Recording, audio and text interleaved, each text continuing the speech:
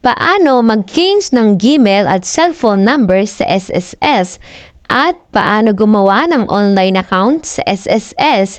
First step, pumunta ka sa SSS na malapit sa inyo. Second step, kung nandun ka na sa branch ng SSS, pumunta ka sa gwardiya at sabihin mo na mag-change email ka at mag-change ka ng cellphone.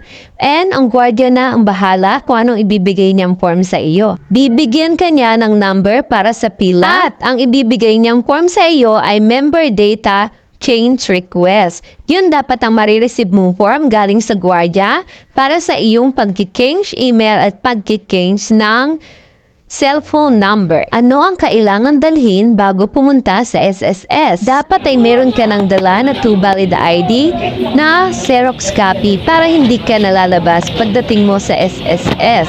Kapag meron ka ng form at 2 valid ID, pilapan mo yung form, lahat ng may check. Kung napilapan mo na ang iyong form, wala ka nang ibang gagawin kundi maghintay kung kailan tatawagin ang iyong number. Finally, sa haba ng pagtitiyaga namin sa paghihintay, tinawag din ang aming number. Pagkapasa nga ng form, may kaunting tanong-tanong lamang sa aking mister at binigyan lang naman kami dito ng papel, yung guide kung paano gumawa ng account sa SSS. At syempre, in-update na rin yung aming email at yung aming cellphone number dito sa SSS.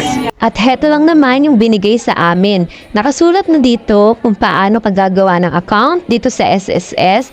Susundan mo na lang yung guide na nakalagay dito. Kung nagustuhan mo nga ang video na ito, subscribe my YouTube channel, Sara Batain, and click mo na rin ang notification bell para lagi kang update sa mga video na i-upload ko. And don't forget to like and share, and thank you for watching.